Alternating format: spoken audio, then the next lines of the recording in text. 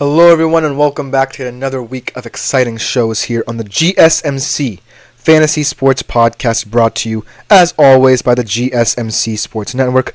My name as always is Christopher Shepard. Thank you guys yet again for tuning in. We should have a very interesting show for you guys today as it's chock full of fantasy football talk, but we do have a very fun special segment coming up at the end of the show for all you baseball fans out there. Very rarely do I talk about baseball on this show, but when I do, it is a very special occasion. Of course, we are going to commemorate the All-Star festivities.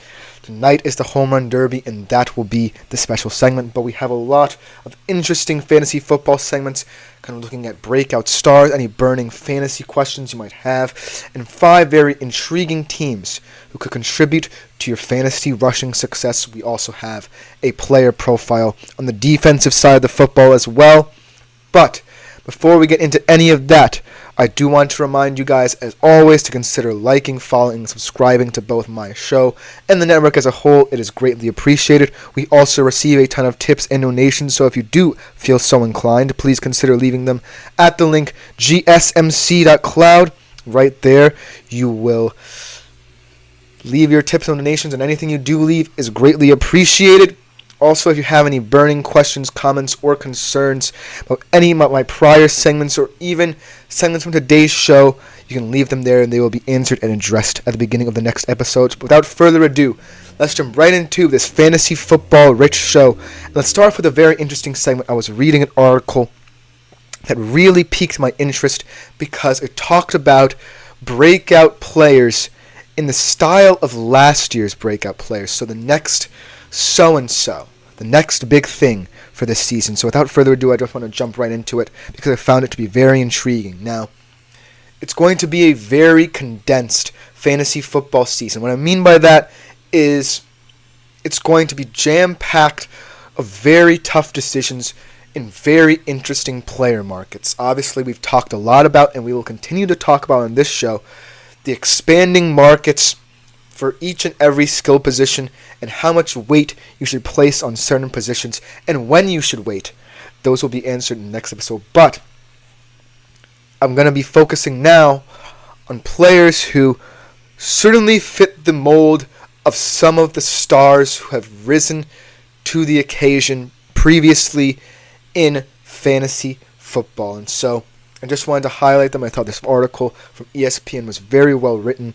It detailed how you can't really find many breakout players in the mold of someone else, but it's a fun, interesting examination. So without further ado, let's jump right into it. And let's start off with a player and a position group that's going to be very interesting to watch. We continue talking about this specific position and the different paths it's going on. And let's look at who they believe is the next Sam Laporta. Now, Sam Laporta, obviously, fantastic season last year. And it was a tight end one, obviously. It was not the best tight end one season for a fantasy player since 2017 or something like that. But it definitely cements his reputation as a young tight end who's up and coming and is just on the precipice of being one of the new faces of the tight end position. We see guys like Travis Kelce, George Kittle still doing their thing, but Sam Laporta is ready to enter that discussion. And now we are going to be looking for the next Sam Laporta to quote-unquote replace him. And that guy, and I completely agree with this selection, Brock Bowers. Now, he's not on a team with a stable QB position, and that could hinder him very greatly, but he still has terrific speed, unlike any we've seen before, combined with his strength. His hands are brilliant, and also his yards after catch ability up the middle of the field is something to behold. He's caught at least 56 passes in all 3 seasons, 26 touchdowns in 40 games in his 3 seasons at the University of Georgia, and it's really something to contemplate when we look at the tight end position.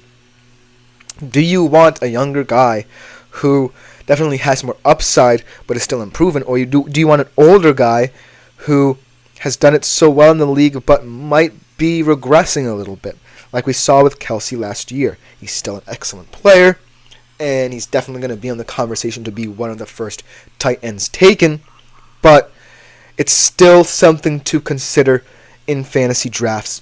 when you're looking at a younger crop of tight ends. But let's move from the tight end position for now because we'll definitely be talking about it a lot more later. Let's go to the quarterback position and see who they believe the next C.J. Stroud is. C.J. Stroud, perhaps the best rookie season by a quarterback in NFL history. Not since, say, Andrew Luck have we seen a guy put up gaudy numbers much like C.J. Stroud did. One of the best passing yard seasons in NFL history by a rookie. One of the best passing performances in a single game by a rookie. And so C.J. Stroud certainly deserves that respect. But as we know, this 2024 NFL draft class at the QB position is stacked, and it all starts off with Caleb Williams. Now, Caleb Williams, as a passer, is going to be in a very, very special thing because he has the weapons at his disposal. He has Keenan Allen, DJ Moore, and Rome Odunze. That's a fantastic three-headed monster at the wide receiver positions for the Chicago Bears. But what I love about Caleb Williams is he adds value with his legs. He kind of reminds me, his running style kind of reminds me specifically of a Russell Wilson where he wants to run to throw, but when he has no choice, he takes off. And that is what is very special and can add value at the QB position for Caleb Williams because a lot of people love that Caleb Williams plays out of structure and knows when he can play out of structure, and so that adds value to his fantasy stock. So throughout his college career, we've seen that he has put up gaudy numbers as a rushing quarterback. 1,586 rush yards, 22 touchdowns in college. Only one of three first-round QBs, though, have had 4,000 passing yards and 25 touchdowns. Only two have had 25 touchdowns. C.J. Stroud is one of them.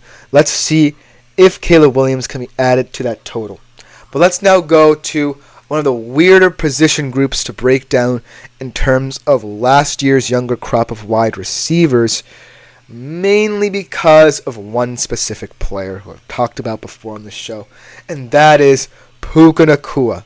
In all reality, it will be very, very hard to find someone who fits the exact same profile of a guy like Puka Nacua, because Puka Nacua was a fifth-round pick out of BYU and was kind of thrust into the spotlight due to the absence of Cooper Kupp and immediately became Matthew Stafford's number one guy. And it's very rare that a lower-round wide receiver steps into the limelight immediately in their rookie season. But if there's anyone who kind of fits that profile, I really, really like Troy Franklin. I think that he really was undervalued in terms of how he was drafted. I really think that since it was a very top-heavy wide receiver class, all the second-tier wide receivers kind of fell by the wayside. People weren't talking about them as much as you would when it's such a deep class. And Troy Franklin out of Oregon really has the chance to step up. He's going to the Denver Broncos, who, outside of Cortland Sutton, don't really have that solid depth at the wide receiver position. They only have guys like Marvin Mims, Tim Patrick, who can do things in flashes and spurts of brilliance, but not put it all together to form a coherent group. And especially now that Bo Nix is going to be the quarterback, it's going to be highly integral for the Denver Broncos to cement at least two solid wide receivers that Bo Nix can rely on. And hey, Troy Franklin and him were teammates, so that connection remains. And it shows in college how much Bo Nix really trusted him, as he had 45% of the air yard share in college. And it was the tops in the class. He had 1,383 yards and 14 touchdowns last season. So that connection is going to be really vital as the Denver Broncos continue to retool and craft something around Bo Nix. And then, last but not least, let's go to the running back market. We've talked about the running back market a lot in terms of fantasy. And much like the QB and tight end position, it is going to revolutionize. Right now, it's at a weird place where you can take some of the top-end guys, like a McCaffrey, and not have to worry as much, but it's going to become much more volatile. There are guys like Kyron Williams who are on the up and up. There are going to be guys this year who I really like, and this guy especially could have a huge role in a Tennessee Titans offense that is really looking for stability surrounding Will Levis, and it all starts in the backfield, and it starts with Tyjae Spears. He really turned heads at the end of last year, Tyjae Spears, and while they did sign Pollard, the Tennessee Titans did, to kind of shore up that backfield, make it more reliable and dependent for Will Levis as he transitions to his first full season as a starting QB in the NFL, Tyjae Spears certainly is going to add a lot of value for running backs in the future because people, in terms of fantasy drafts, look for depth at positions. Now the tight ends have it, the QBs definitely have it, and the running backs never really have had it, but it's starting to become a position you're going to have to pay attention to. You're going to have to be wary of as more young players come through the ranks. And Tyjae Spears, I feel like, will start that revolution because he's on a team who certainly looks like it's in a transitional period but has pieces that could really help become a contender in the next couple of years.